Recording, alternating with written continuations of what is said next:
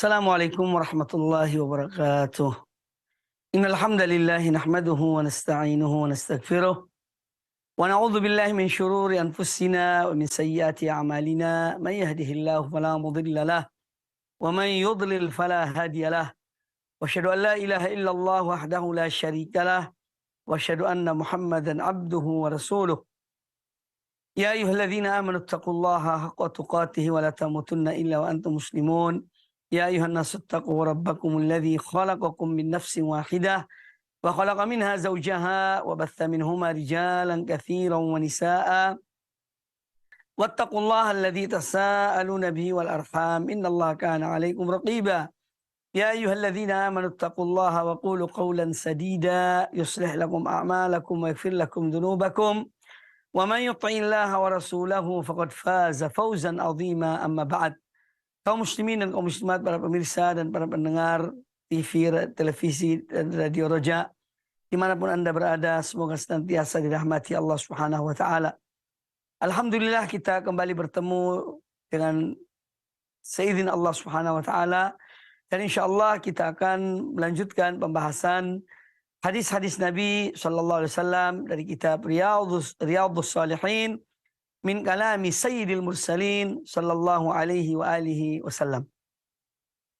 Pembahasan kita masih pada bab tentang keutamaan berdoa, dan sudah cukup banyak doa-doa yang kita bahas dalam pertemuan-pertemuan ini, dan insya Allah masih ada sejumlah doa yang diajarkan oleh Rasulullah sallallahu alaihi wasallam kepada kita agar kita selalu mengamalkannya, selalu memohon kepada Allah Subhanahu wa Ta'ala dengan doa-doa tersebut.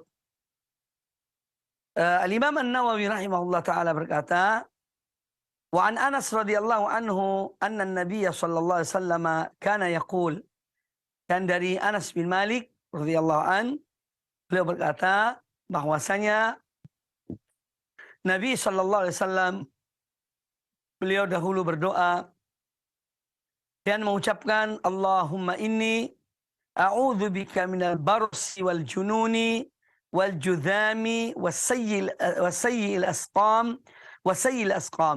Hadis riwayat Imam Abu Dawud dengan sanad yang sahih. Hadis ini menjelaskan kepada kita salah satu doa yang dibaca oleh Nabi sallallahu alaihi wasallam, bagaimana dikabarkan oleh sahabat Anas bin Malik radhiyallahu anhu, dan sebagaimana kita ketahui bahwa Anas bin Malik adalah seorang yang menjadi pelayan Rasulullah SAW ketika beliau berada di kota Madinah. Nah, di antara doa yang dibaca oleh Rasulullah SAW, Allahumma inni a'udzubika minal barosi. Ya Allah, sesungguhnya aku mohon perlindungan kepada Engkau dari al-baros. Al-baros itu penyakit yang ada pada kulit manusia, ya, yang dia itu belang. Ya, warnanya berbeda dengan warna asli kulit seseorang. Ini namanya al-baros. Na'udzubillahi min dzalik. Di baros ini penyakit yang menimpa seseorang, dan sampai sekarang wallahu a'lam belum diketahui sebabnya penyakit ini. Ya, belum diketahui sebabnya, sehingga tiba-tiba muncul ya perbedaan warna pada kulit seseorang. Ya, dan kemudian dia berkembang. Ya, bisa jadi nanti mengenai seluruh tubuhnya, seluruh kulitnya. Ya, waliyadzubillah. Mohon perlindungan pada Allah Ta'ala dari penyakit ini. Kemudian wal junun. Ya, ya Allah, aku mohon perlindungan pada Engkau dari al-baras wal junun, yaitu penyakit kegilaan. Ya, penyakit gila. Na'udzubillah. Ya, penyakit gila ini membuat seorang itu, ya, karena akalnya hilang karena gila tersebut, sehingga dia berbuat tanpa menyadari perbuatannya.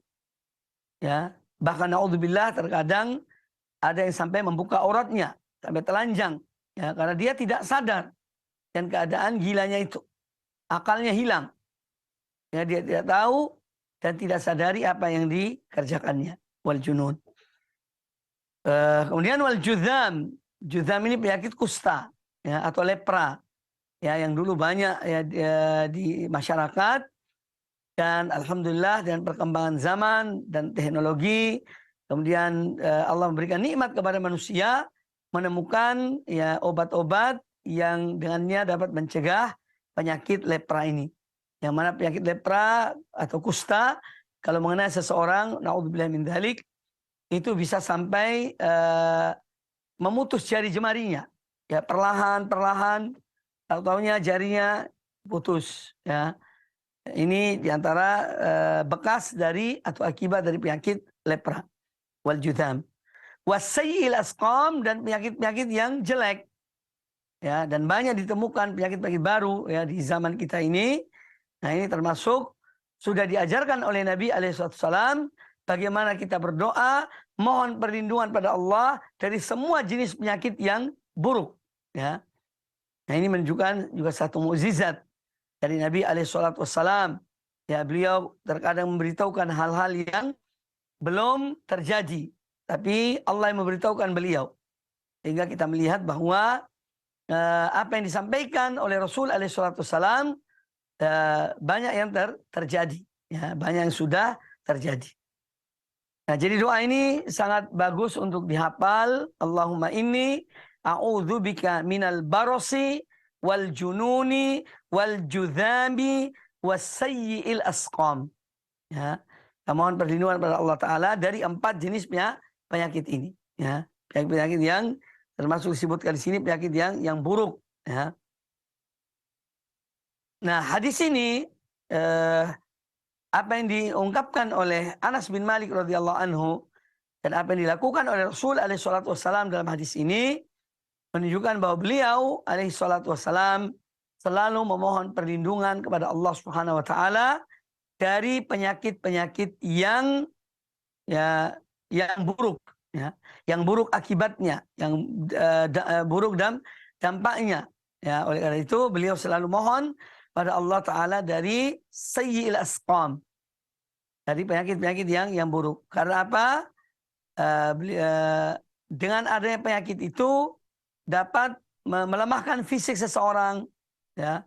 Juga terkadang seorang tidak sabar dan ujian Allah berikan padanya, ya, sehingga kemudian bisa mendatangkan atau menghilangkan pahala. Ya, seorang kalau dia diuji oleh Allah Ta'ala dengan penyakit, dia bersabar, maka dia mendapat pahala. Tetapi tidak semua orang itu mampu untuk bersabar. Apalagi kalau diuji dengan ujian yang berupa penyakit yang mungkin penyakit yang menahun. Ya. Itu jarang, sedikit di antara manusia yang mampu bersabar. Nah, oleh karena itu Rasul alaihissalam mohon perlindungan kepada Allah Ta'ala dari penyakit-penyakit seperti ini. Naudzubillah. Ya, dari al-baros, ya, baros ini bertahun-tahun dia berkembang dari titik kecil putih, kemudian dia bisa membesar dan mengenai seluruh tubuh. Nah, kemudian pula penyakit gila, naudzubillah, ini lebih besar lagi dampak dan akibatnya, ya, karena orang gila itu tidak menyadari apa yang dilakukannya. Mungkin dia ucapkan kalimat-kalimat, dia membuka rahasianya, ya, atau rahasia keluarganya dan yang lainnya.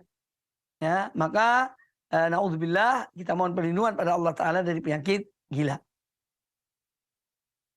Kemudian juga Rasul alaihissalam berlindung pada Allah dari semua penyakit, ya, penyakit-penyakit yang akan mendatangkan, ya, ketidaksabaran pada seorang atau memberatkan seseorang. Maka Rasul alaihissalam mohon perlindungan pada Allah dari penyakit tersebut. Ya Allahumma inni a'udzubika minal barasi wal jununi wal judhami wassayyi'il asqam. Ya, dan penyakit-penyakit yang buruk, penyakit yang jelek, yang lainnya. Nah, di sini menunjukkan bahwa seorang hamba hendaknya selalu, ya, dia itu mengupayakan 2 hal. Ya, kita dianjurkan dalam agama Islam untuk apa? Memperhatikan masalah kebersihan, memperhatikan masalah makanan. Ini semua ada dalam ajaran Islam. Ini dalam rangka upaya untuk menjaga kesehatan kita. Ya, bahkan kita sering mendengar tentang kebersihan, ya, dan ini bukan hadis, ya, bahwa an-nadhafatu minal iman. Ya, kebersihan itu bagian dari iman, ya. Nah, ini telah diperhatikan oleh Islam, ya. Dan Islam agama yang memang menjaga kebersihan. Makanya kita dianjurkan, kita diperintahkan untuk berwudu. Setiap hari minimal 5 kali berwudu. Kemudian seorang juga dianjurkan mandi. Ya, mandi itu bahkan minimal mandi itu 1 minggu 1 kali. Yaitu di hari Jumat. Ya. Tetapi alhamdulillah, insya Allah kita di negeri ini tidak ada orang yang mandi seminggu sekali. Ya, karena hawanya misalnya panas, lembab, berkeringat, sehingga setiap hari mandi. Setiap hari mandi. Nah, namun misalnya di kota Madinah, kotanya ada kota yang panasnya itu kering. Tidak menyebabkan keringat. Sehingga seorang misalnya tidak mandi sehari, 2 hari, itu tidak ada pengaruh pada bau badannya. Ya, karena hawanya kering. Ya. Tetapi Rasul alaihissalam ya memerintahkan ya untuk mandi minimal setiap Jumat. Ya. Ghuslu yaumil jumu'ati wajibun ala kulli muhtalimin. Ya, dalam hadis riwayat Imam Al-Bukhari, kata Nabi alaihissalam, mandi di hari Jumat itu wajib bagi setiap yang sudah mimpi. Setiap orang yang sudah dewasa. Karena apa? Hari Jumat, hari pertemuan kaum muslimin di masjid-masjid mereka. Maka kita dianjurkan untuk apa? Datang ke masjid dalam keadaan bersih, tidak mengeluarkan bau yang kurang sedap yang dapat mengganggu orang yang ada di samping kita ketika sholat. Ya.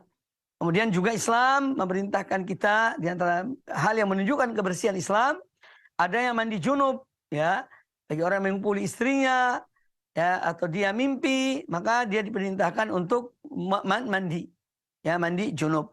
Nah, ini juga salah satu bentuk atau contoh tentang Islam adalah agama yang memperhatikan kebersihan.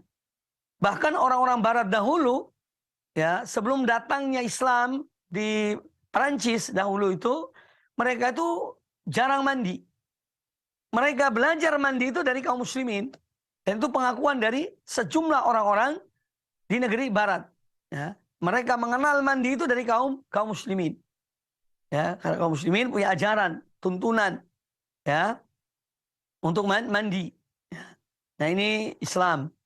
Nah, selain kita berupaya untuk menjaga kebersihan, menjaga kesehatan dalam bentuk lahir yang tampak, juga kita mohon perlindungan pada Allah Ta'ala, ya, dari berbagai penyakit.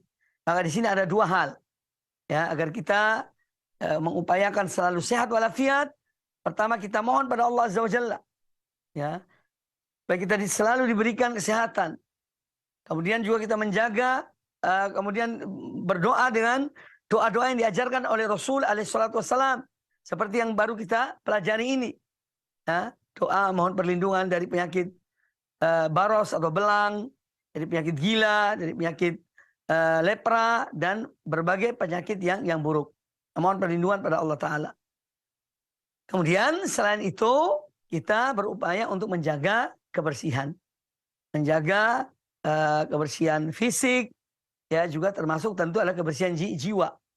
Karena seorang yang jiwanya kotor itu bisa menyebabkan penyakit. Makanya Islam melarang hasad, dengki, iri, ujub, sombong, takabur, ya.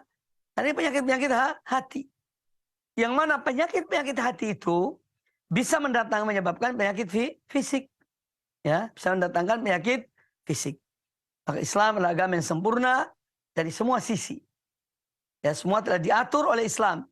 Maka kita bersyukur pada Allah Azza wa Jalla. Kita ini diberikan hidayah, diberikan taufik oleh Allah Azza wa Jalla, sehingga kita berada pada agama Allah Subhanahu wa Ta'ala. Kita beriman kepada Allah dan Rasulnya.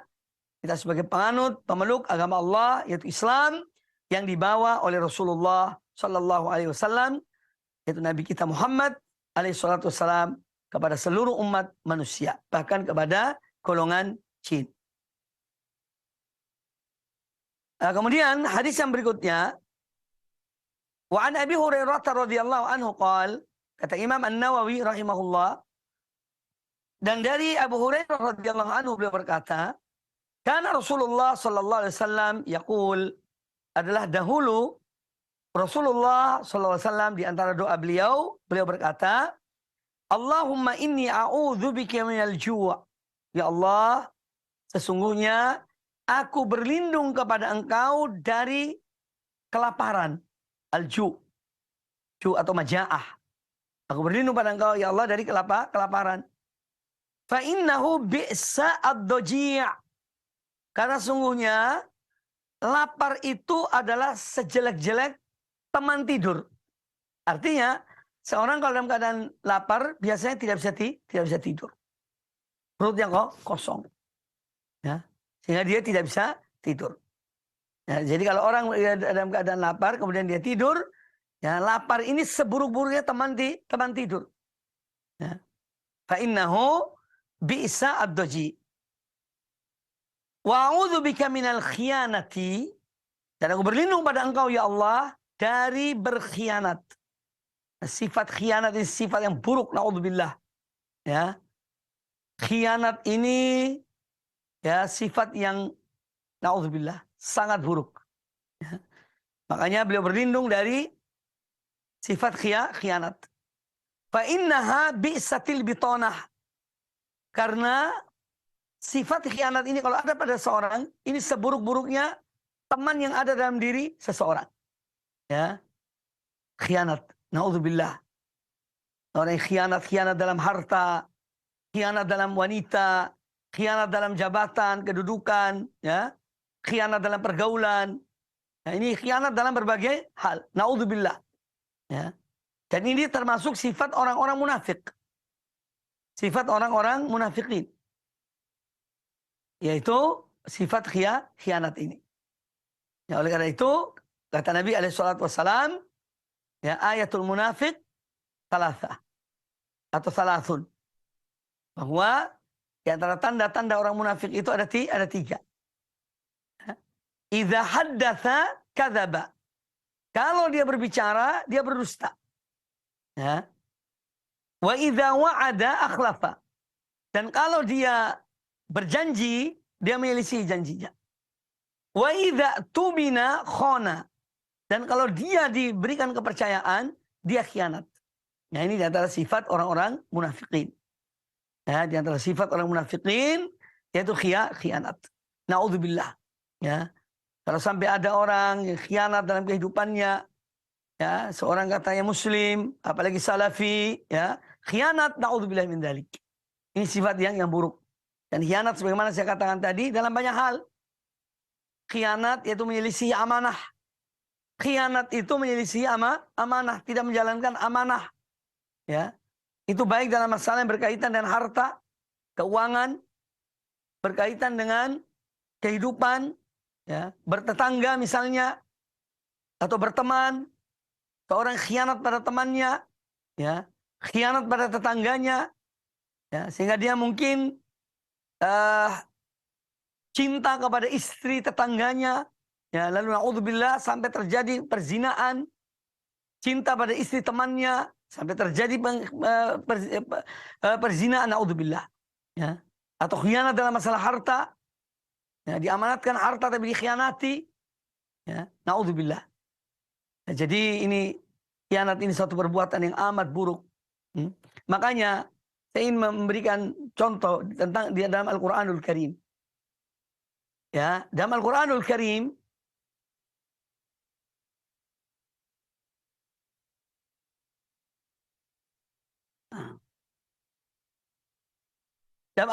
Karim kita sering mendengar ayat, ya, contohnya ayat, ya, wa makaru wa makarallah. Ya. Mereka orang-orang kafir itu berbuat makar pada Allah. Ya, wa makaru wa makarallah. Dan Allah pun berbuat makar pada mereka. Ini artinya bahwa menunjukkan kekuasaan Allah. Bahwa Allah mampu untuk membuat makar kepada mereka yang membuat makar pada Allah Ta'ala. Allah berkuasa. Sebab kalau orang-orang yang berbuat makar pada Allah, lalu Allah tidak membalas dengan makar pada mereka, ini bisa memberikan kesan Allah itu tidak mampu. Allah tidak mampu untuk membuat makar. Makanya ketika mereka membuat makar, Allah pun membuat makar. Wallahu khairul makirin, dan Allah sebaik-baik yang membuat makar. Ya. Kemudian juga dalam ayat yang lain, ya, tentang orang-orang munafikin yang mereka memperolok-olokkan Allah. Allah pun memperolok-olokkan mereka. Ya. Tapi ketika penyebutan tentang khianat, ya, ini disebutkan dalam surat Al-Anfal. Wa in yuridu, ya, khianataka, dan jika mereka orang-orang munafik itu ingin berkhianat pada engkau wahai Muhammad, faqad khanullah min qablu. Sesungguhnya mereka juga sudah pernah khianat pada Allah sebelumnya. Entah itu munafik atau ahlul kitab. Kalau mereka ingin membuat khianat pada engkau wahai Muhammad, sesungguhnya mereka telah berbuat khianat sebelumnya kepada Allah. Fa'amkana minhum. Namun Allah menjadikan mereka lemah, ya, dan khianat mereka itu. Nah, di sini Allah tidak menyebutkan bahwa Allah khianati mereka juga, ya. Faqad khanullah min qablu. Allah tidak mengatakan fa khanahumullah. Allah pun khianat pada mereka, tidak, karena sifat khianat ini jelek, ya. Sifat khianat ini amat buruk, ya, dan Allah Maha Suci dari sifat ini, ya. Sehingga Allah kemudian membalas pengkhianatan mereka dengan Allah menaklukkan mereka, ya. Allah menaklukkan mereka, Allah mengalahkan mereka, ya. Nah, ini menunjukkan bahwa sifat khianat ini sifat yang buruk, ya. Naudzubillah, kalau sampai ada orang khianat, naudzubillah, ya. Ini sangat kita harus berhati-hati. Pengkhianatan ini atau sifat khianat adalah sifat yang amat buruk, ya. Makanya Nabi SAW mohon perlindungan pada Allah Ta'ala dari sifat khianat ini, ya. Dan ayat yang saya bacakan tadi itu surat Al-Anfal ayat yang ke-71. Wa in yuridu ikhianataka, dan jika mereka berupaya untuk mengkhianati engkau wahai Muhammad, faqad khanullaha min qablu. Sungguhnya mereka telah berkhianat pada Allah sebelumnya.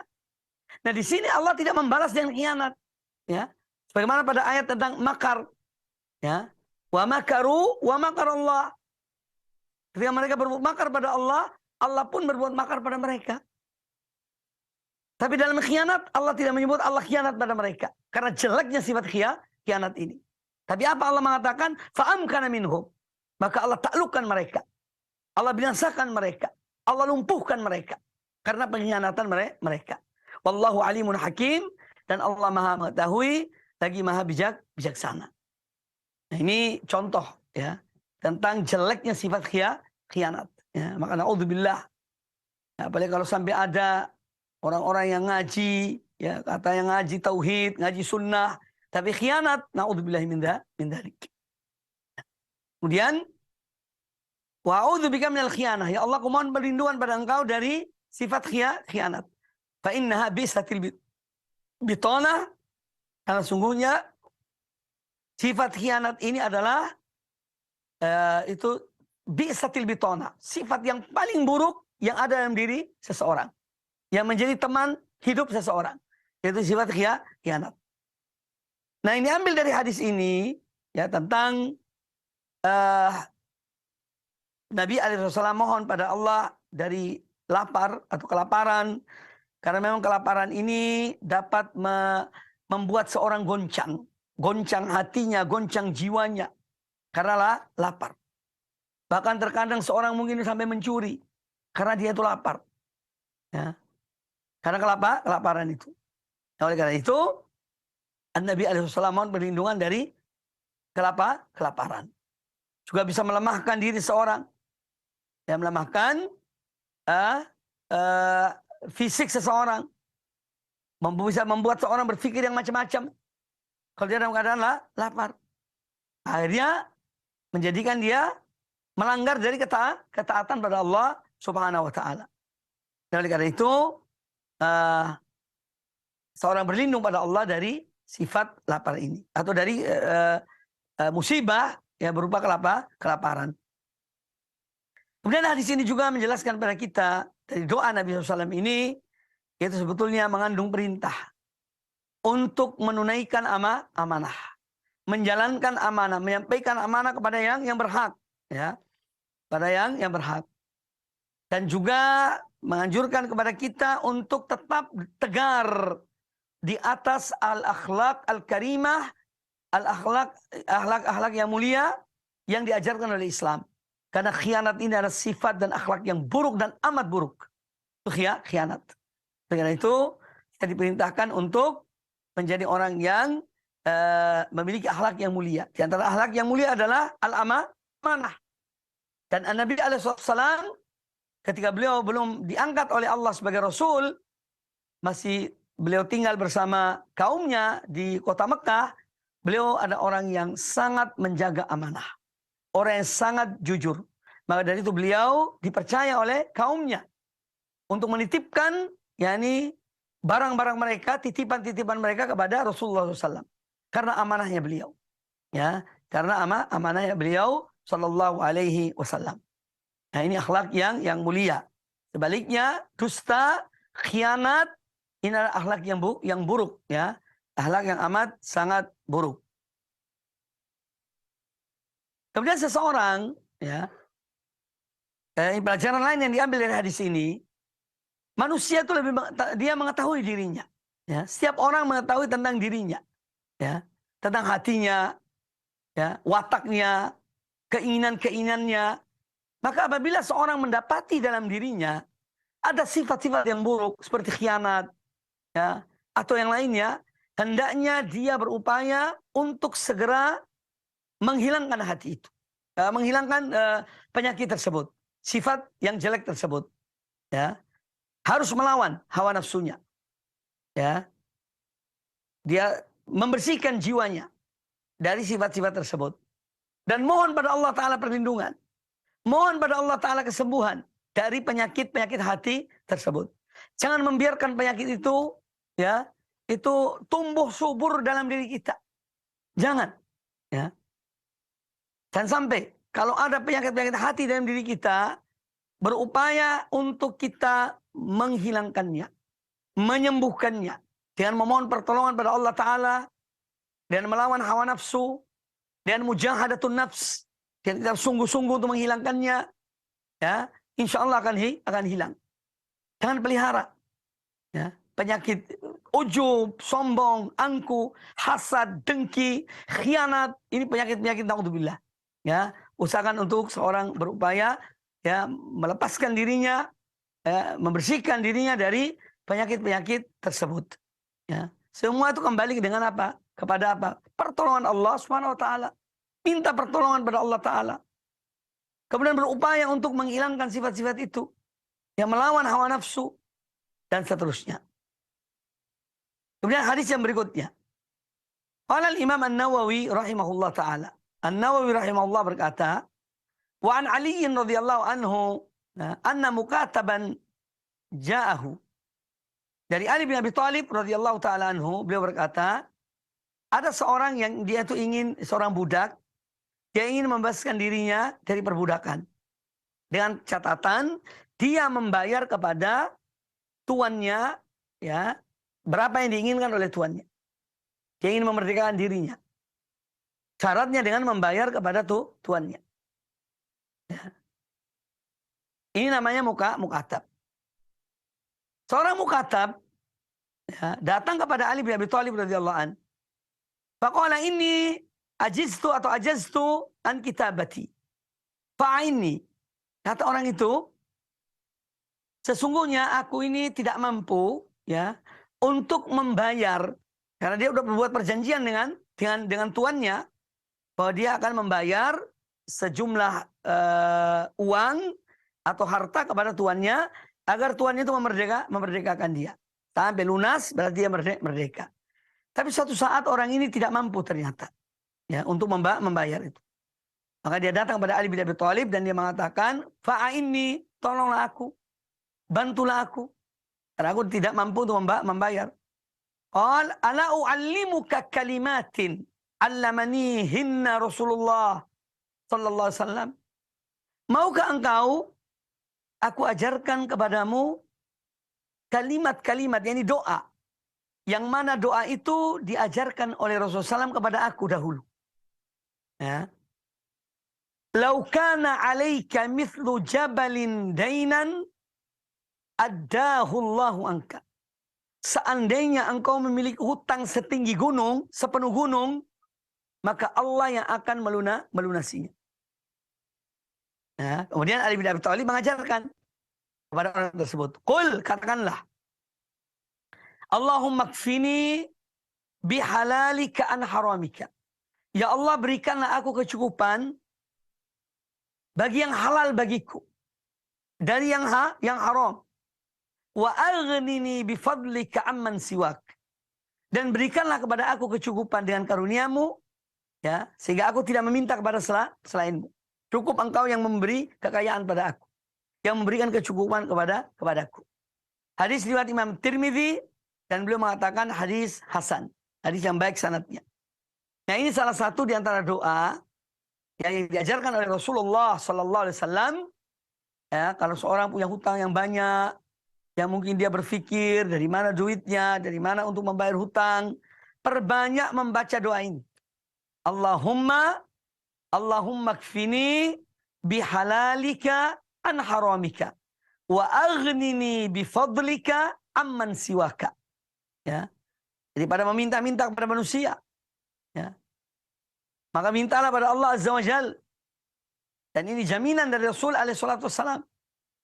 Artinya orang yang membaca doa ini, yang kata beliau, ya, dia meskipun dia memiliki hutang satu gunung, ya, hutangnya, maka Allah yang akan membayarnya, melunasinya.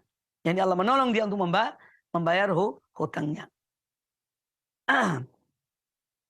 Nah, hadis Ali bin Abi Thalib ini, ya, tentang menunjukkan pada kita gambaran dahulu, ya, ketika masih ada perbudakan, para budak itu, ya, bagaimana mereka bisa merdeka? Pertama, kalau dimerdekakan oleh tuannya, ya, misalnya tuannya mengatakan sudah kamu saya merdekakan, berarti dia merdeka. Atau yang kedua, ada orang lain yang beli, ya. Seorang yang punya duit misalnya, dia beli budak itu dari seseorang, kemudian dia bebaskan budak itu, ya, dia bebaskan budak tersebut. Ada juga yang ketiga, budak itu sendiri mempunyai inisiatif untuk memerdekakan dirinya sendiri. Dengan dia membuat perjanjian dengan tuannya untuk membayar sejumlah harta, ya, kepada tuannya supaya dia merdeka. Ini namanya al-mukatab. Ya, orang, ya, atau budak yang ingin merdeka dengan dia berjanji akan membayar sejumlah uang kepada atau harta kepada tuannya. Kemudian setelah itu kalau sudah lunas, berapa yang disepakati antara dua orang ini, antara majikan dan antara tuan dan budak, ya, berapa yang disepakati, kalau dia lunaskan pembayarannya, maka dia merdeka. Ini namanya al-mukatab. Nah, di sini hadis ini menunjukkan bahwa kita dianjurkan, jika ada hal-hal seperti ini, ada orang yang dia tuh ingin merdekakan dirinya dari perbudakan, ya, dia dibantu. Kita menolong orang-orang seperti ini. Ya, ini termasuk yang ta'awun alal birri wat taqwa. Termasuk tolong menolong dan kebaikan dan dalam bertakwa kepada Allah Subhanahu wa taala. Ya, makanya orang ini datang kepada Ali bin Abi Thalib, ya, minta bantuan, tolonglah aku karena aku sudah janji pada tuanku untuk membayar sejumlah uang atau sejumlah harta, tapi aku tidak mampu. Aku minta tolong padamu. Ini menunjukkan anjuran untuk menolong para mukatab. Orang-orang yang budak-budak yang ingin merdeka, yang sudah membuat perjanjian dengan tuan-tuan mereka untuk membayar harga tertentu, dana tertentu. Ya. Kemudian juga hadis ini menjelaskan kepada kita tentang sikap Ali bin Abi Thalib yang patut untuk dicontoh. Ya, beliau menyuruh orang ini untuk dia mohon pada Allah Ta'ala. Ya. Untuk memohon pada Allah Ta'ala. Dan mengajarkan doa yang diajarkan oleh Rasulullah SAW. Ya. Ini juga menunjukkan seorang mukmin kalau dia mempunyai ilmu tentang sesuatu, hendaknya dia mengajarkan pada yang lainnya. Dia mempunyai ilmu dan diajarkan pada yang lainnya. Dan Ali bin Abi Thalib mengajarkan doa kepada orang ini, ya, supaya dia berdoa pada Allah Ta'ala. Allah Maha Kaya, Allah Maha Pemberi, Allah Maha Mengetahui, ya, sehingga nanti semoga Allah mengabulkan permohonannya. Kemudian juga hadis ini menjelaskan kepada kita tentang dalam kondisi tertentu, ya, itu boleh meminta, ya. Karena memang pada dasarnya meminta-minta dalam Islam ini suatu hal yang dilarang. Karena meminta-minta ini perbuatan tercela, ya. Maka dari itu Islam melarangnya. Tetapi dalam kondisi-kondisi tertentu, orang yang memang dia membutuhkan bantuan, ya, dan tidak ada jalan lain kecuali dan meminta pada orang lain, ya, orang yang mampu, maka ini dibolehkan. Ya, ini dibolehkan. Kemudian hadis ini juga menjelaskan kepada kita tentang semua karunia itu datangnya dari Allah Subhanahu wa taala. Allah Maha Kaya, Allah Maha Pemberi. Maka hendaknya kita ini bergantung pada Allah Subhanahu wa taala, ya. Kemudian hadis ini juga menjelaskan pada kita tentang makan yang halal. Ya, sedikit tetapi halal lebih baik daripada banyak tapi haram, ya. Makanya dalam doa ini Rasul alaihi salatu wassalam mengajarkan, Allahumma kfini bihalalika an haramika. Ya Allah, cukupkan aku dengan apa yang halal darimu. Ya. Jauhilah aku dari yang haram. Jadi yang halal sedikit tetapi halal itu lebih baik daripada banyak tapi haram. Sedikit tetapi berkah lebih baik daripada banyak tetapi tidak berkah. Tetapi tidak berkah. Nah, oleh karena itu, sila pentingnya kita selalu mohon kepada Allah rezeki yang halal, ya. Dan kita memohon kecukupan pada Allah Ta'ala. Dan bergantung pada manusia. Wa aghnini bifadlika amman siwak. Ya Allah, cukupkanlah aku dengan karuniamu daripada aku mencari-cari yang lainnya. Ya. Maka dari sini penting kita selalu bergantung kepada Allah Subhanahu wa Ta'ala. Orang yang senantiasa bergantung pada Allah dan bertawakal pada Allah Ta'ala, Allah akan mencukupinya. Ya, Allah akan memberikan kecukupan kepadanya. Ya. Maka manusia harus punya, atau seorang muslim harus mempunyai izzah, kemuliaan dalam dirinya. Jangan ngerengek sana, ngerengek sini. Ya. Tapi mintalah pada Allah. Merengek pada Allah Ta'ala. Meminta pada Allah Ta'ala. Dia yang Maha Kaya. Dia akan mencukupi seorang hamba. Ya, ini harus kita tanamkan dalam diri kita. Yakin dalam diri kita. Apabila kita bertawakal pada Allah, bergantung hanya pada Allah dan tidak pada selain Allah, Allah yang akan memberikan kecukupan pada kita. Ini prinsip. Ya, ini prinsip. Ini keyakinan, ya, akidah yang harus kita tanamkan dalam diri kita. Kemudian hadis yang berikutnya. Qala al-Imam An-Nawawi rahimahullah taala, wa an Imran bin Al-Husain radhiyallahu anhuma, dari seorang sahabat namanya Imran ibnul Husain. Beliau dan ayahnya adalah sahabat Rasulullah SAW. Makanya disebut sini radhiyallahu anhuma. Ya, semoga Allah ridho kepada keduanya. Beliau berkata, anna Nabiya sallallahu alaihi wasallam allama abahu Husainan kalimataini yad'u bihima, Allahumma alhimni rushdi wa'idhni min syarri nafsi. Hadis riwayat Imam At-Tirmidzi, dan beliau mengatakan hadis ini hadis yang hasan. Ya, meskipun ada sebagian ulama mengatakan hadis ini dhaif. Ya, bahwa Nabi SAW mengajarkan kepada sang ayah dari Imran dua kalimat dalam doanya. Allahumma alhimni rushdi. Ya Allah, berikanlah kepada aku akan petunjukku. Ini doa mohon petunjuk. Ya, wa'idni min syarri nafsi. Dan lindungilah aku dari keburukan nafsuku. Jadi secara makna hadis ini sahih. Mengandung kebergantungan seorang hamba dalam hal petunjuk pada Allah. Karena Allah yang memberikan petunjuk kepada seorang hamba. Maka seorang hamba meminta pada Allah Ta'ala, Allah memberikan, mengilhaminya Yaitu betul petunjuk Allah Subhanahu wa taala. Allahumma ilhimni rusydi. Kemudian yang kedua, wa'idni min syarri nafsi. Dan lindungilah aku dari keburukan nafsuku. Ya. Ini menunjukkan bahwa nafsu itu memang ada keburukannya. Innan nafsa la'ammaratun bisu. Allah Ta'ala berfirman bahwa nafsu ini selalu memerintahkan kepada yang buruk. Maka janganlah kemudian seorang yang mensucikan dirinya, seakan-akan tidak ada salahnya, tidak ada kelirunya, semua dirinya itu baik, keinginannya baik. Ya, naudzubillah. Ya. Siapa kita ini? Kok merasa diri suci? Padahal Allah Ta'ala mengatakan innan nafsa la'ammaratun bisu. Sungguhnya jiwa itu selalu memerintahkan kepada yang buruk. Nafsu selalu memerintahkan kepada yang buruk. Ya, maka seorang mohon perlindungan pada Allah Ta'ala dari kejahatan nafsunya. Ya, dari kejahatan nafsunya. Atau hawa nafsunya yang ada dalam dirinya.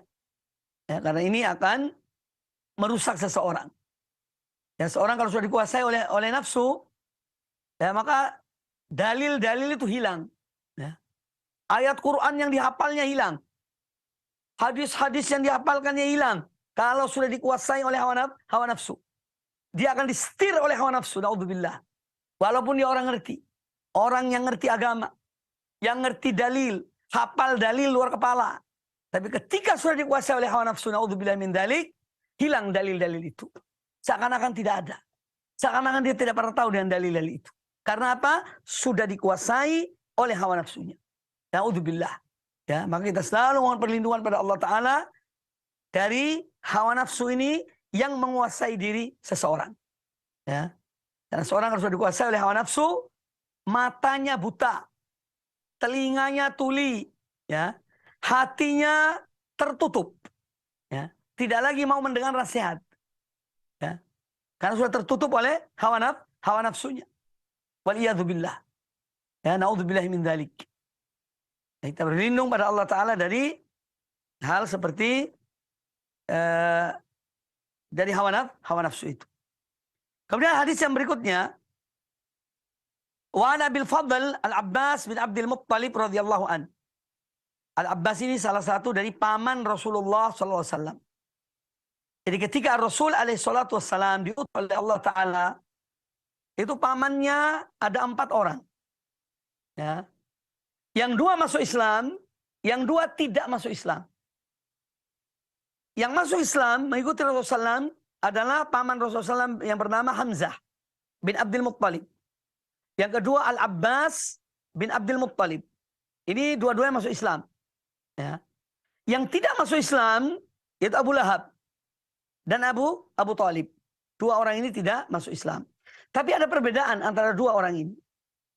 Abu Lahab menentang Rasulullah SAW, ya, akan dakwahnya, bahkan menghalanginya, berupaya untuk, ya, membendung dakwah Rasulullah SAW. Sedangkan paman yang satunya, yaitu Abu Talib, beliau membela Rasulullah SAW. Ya. Beliau membela Rasul SAW, bahkan melindungi beliau, melindungi Rasulullah SAW. Ini tentang paman Rasulullah SAW. Nah, ini yang memeluk Islam adalah Al-Abbas bin Abdul Muttalib. Wa ana bil Fadli Al-Abbas bin Abdul Muttalib radhiyallahu anhu qala, dari Al-Abbas bin Abdul Muttalib radhiyallahu anhu, beliau berkata, qultu ya Rasulullah, allimni syai'an as'aluhu Allah Ta'ala. Wahai Rasulullah, ajarkanlah kepada aku sesuatu. Ini doa. Yang dengan doa yang engkau ajarkan itu, aku mohon pada Allah Ta'ala. Allimni syai'an, ajarilah aku sesuatu.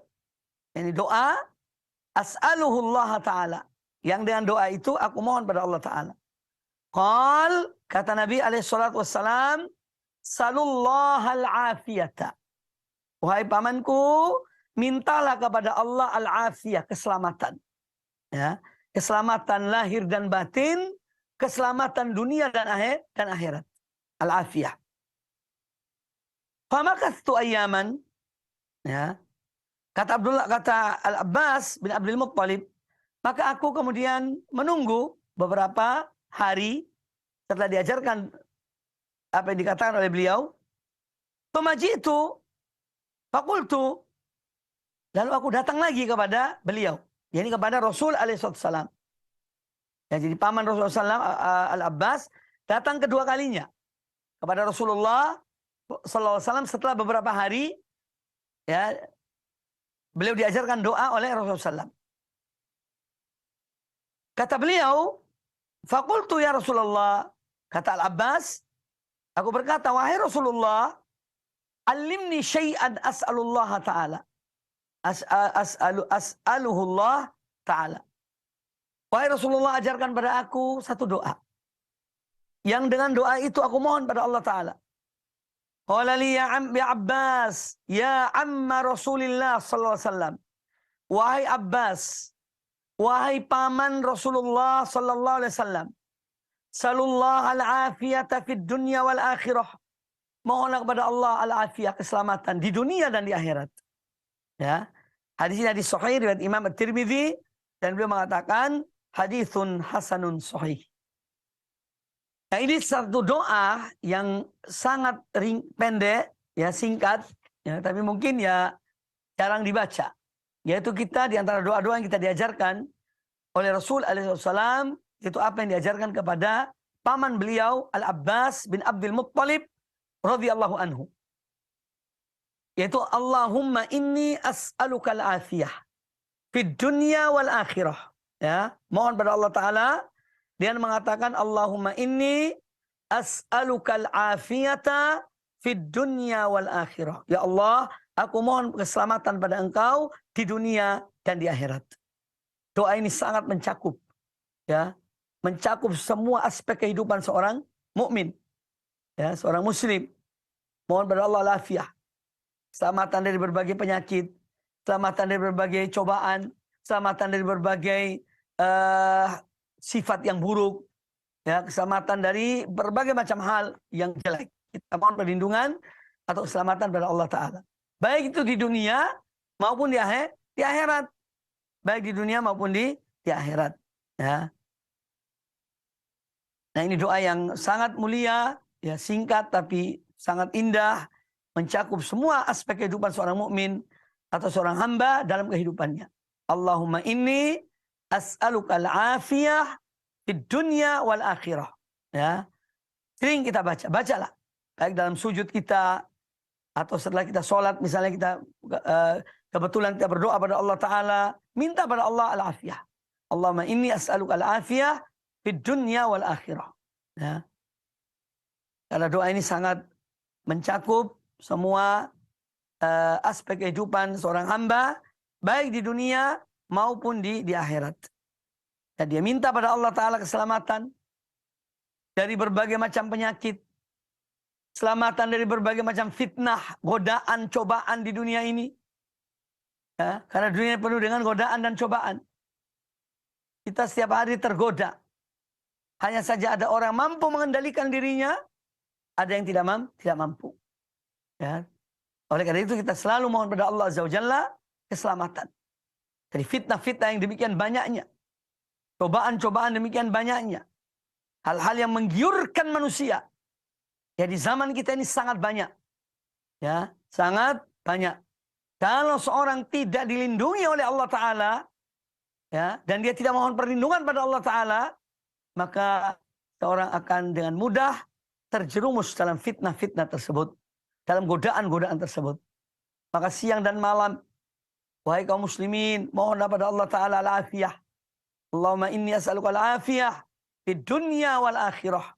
Agar Allah memberikan keselamatan dari berbagai macam, ya, godaan, cobaan, bala, fitnah dan lainnya, ya, baik di dunia maupun di akhirat. Nah, itu diantara doa yang diajarkan oleh Rasulullah SAW kepada paman beliau, yaitu Nabi kita Muhammad Al-Abbas bin Abdul Muttalib. Kemudian hadis yang berikutnya dari Syahar bin Hausyab. Kata beliau, qultu li Ummi Salamah radhiyallahu anha. Pernah aku bertanya kepada Ummu Salamah. Ya, pernah aku bertanya kepada Ummu Salamah, Ummul Mukminin radhiyallahu anha. Ya. Aku berkata pada Ummu Salamah, "Ya Ummul Mukminin, Ya, kata Syahar bin Hausyab, wahai Ummul Mukminin, ma kana aktsaru du'ai Rasulillah sallallahu alaihi wasallam. Wahai Ummul Mukminin, doa apakah yang paling banyak dibaca oleh Rasulullah sallallahu alaihi wasallam idza kana indaki, ketika beliau berada pada giliranmu? Ya. Karena istri Rasulullah SAW itu banyak. Ya. Ya, kadang-kadang gilirannya berpindah-pindah. Jadi gilirannya berpindah-pindah. Ya, Aisyah, Ummu Salamah dan yang lainnya. Nah, ketika Hausyab bertanya pada Ummu Salamah, ketika Rasulullah SAW berada pada giliranmu, ya, doa apakah yang paling banyak dibaca oleh beliau? Qalat, kata Ummu Salamah radhiyallahu anha, kana aktsaru du'aihi, dahulu doa beliau yang paling banyak beliau baca adalah ya muqallibal qulub tsabbit qalbi ala dinika.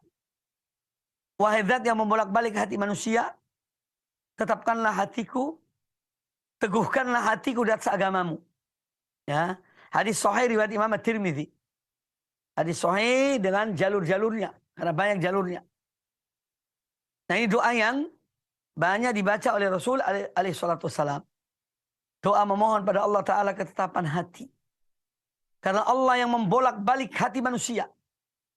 Ya. Dan hati ini selalu berbolak-balik. Oleh karena itu disebut qalb. Ya. Innama summiya al-qalbu qalban litaqallubihi. Hati itu disebut hati. Ya, sesuatu yang berbolak-balik karena memang dia tidak tetap. Banyak bolak-baliknya. Banyak kegoncangannya. Terkadang di pagi hari lain, sore hari lain. Ya, mungkin itu terlalu lama. Dalam sekejap bisa berbalik hatinya seseorang itu. Ya. Makanya Rasul alaihi salatu wassalam mengajarkan kepada kita untuk kita selalu memohon pada Allah Ta'ala agar Allah menetapkan hati kita di atas agama Allah. Ya. Ketetapan hati di atas agama Allah adalah nikmat terbesar. Tidak ada nikmat yang lebih besar daripada nikmat ketetapan hati seorang pada agama Allah Subhanahu wa taala sampai akhir hidupnya. Ya. Ini nikmat yang terbesar. Nah, di sini disebutkan dalam doa ini bahwa Rasul alaihi salatu wasallam mengatakan ya muqallibal qulub. Ini menunjukkan bahwa Allah yang membolak-balik hati manusia. Ya, Allah yang membolak-balik hati manusia. Ya, karena hati ini berbolak-balik dan Allah yang membolak-baliknya, maka sudah seyogyanya, sepatutnya kita mohon ketetapan hati itu kepada Allah. Karena dia membolak-balik hati manusia. Maka kita minta ketetapan supaya Allah tetapkan hati kita di atas agama, di atas agamanya, di atas Islam. Islam yang dibawa oleh Rasulullah sallallahu alaihi wasallam. Ya. Terus mohon pada Allah Ta'ala supaya kita mati dalam Islam. Karena Islam adalah agama yang paling benar. Ini akidah kita. Ya. Akidah setiap orang muslim, seorang mukmin harus yakin bahwa agama Allah yang Allah turunkan kepada Muhammad bin Abdullah sallallahu alaihi wasallam itulah yang paling benar. Ini akidah kaum muslimin. Harus kita yakini. Ya. Yang harus kita yakini. Kita jangan ragu dengan agama kita. Ya. Kalau orang-orang yang berada di atas kebatilan, di atas kesyirikan, ya, mereka tidak ragu dengan itu semuanya. Lah mengapa orang muslim kok ragu dengan agamanya? Ya. Mengapa orang muslim goncang dengan agamanya? Akan kebenaran agamanya. Sementara ahlul batil mereka yakin dengan kebatilan-kebatilan mereka. Maka sudah seyogyanya dan merupakan kewajiban kita untuk yakin pada agama kita paling benar. Ini akidah, ini keyakinan, ya. Dan ini dijamin oleh negara, dijamin oleh undang-undang. Seorang menjalankan agamanya dan keyakinannya. Para pemirsa, kaum muslimin muslimat rahimakumullah, maka hendaknya seorang selalu mohon pada Allah Azza wa Jalla. Ya muqallibal qulub, tsabbit qalbi ala dinika. Wahai zat yang membolak-balik hati manusia, tetapkanlah hatiku di atas agamaku. Ya, supaya aku tetap beragama dan agamamu ya Allah, hayyan wa mayyitan. Ketika aku hidup sampai akhir kehidupanku, meninggalkan dunia ini di atas agamamu. Ya. Karena seorang tidak tahu, bisa saja hati yang berubah. Kita tidak tahu. Ya. Apalagi dan banyaknya cobaan, banyak fitnah, banyak godaan, banyak syubhat. Karena musuh-musuh Islam selalu dan terus akan membuat umat Islam ragu pada agamanya dengan berbagai macam cara, ya, dan berbagai macam propaganda supaya umat Islam ragu terhadap agamanya. Ya. Nah, orang Muslim tidak boleh demikian. Ya. Betapa besarnya propaganda itu, harus tetap yakin pada agama Allah Subhanahu Wa Taala. Jangan sampai ragu, jangan sampai ragu. Minta pada Allah tetap di atas Islam sampai hembusan nafas terakhir, meninggalkan dunia ini di atas kalimat la ilaha illallah, di atas tauhid la ilaha illallah, di atas Muhammad Rasulullah sallallahu alaihi wasallam. Dan ini satu nikmat. Orang yang bisa mati di atas tauhid, di atas sunnah Nabi alaihi salatu wasallam, ini satu nikmat yang luar biasa yang Allah berikan pada seorang hamba. Nah, maka selalu perbanyak doa ini. Ma'asyiral muslimin rahimakumullah, demikian kajian kita pada kesempatan yang baik ini. Insyaallah kita lanjutkan pada kesempatan yang akan datang. Ya, juga ini bab keutamaan doa ini, bab yang paling panjang ya dalam kitab Riyadhus Shalihin ini. Masih ada beberapa doa, ya insyaallah 3 atau 4 doa lagi, baru kita pindah kepada bab yang lainnya. Tapi masih berkaitan dengan doa. Ini masih berkaitan dengan doa. Demikian, mudah-mudahan bermanfaat bagi kita semuanya. Aku qouli hadza wa jazakumullahu khairan. Subhanakallah wa bihamdika asyhadu an la ilaha illa anta astaghfiruka wa atubu ilaik. Wa sallallahu wa sallam wa barak ala nabiyyina wa ala alihi ajma'in. Assalamualaikum warahmatullahi wabarakatuh.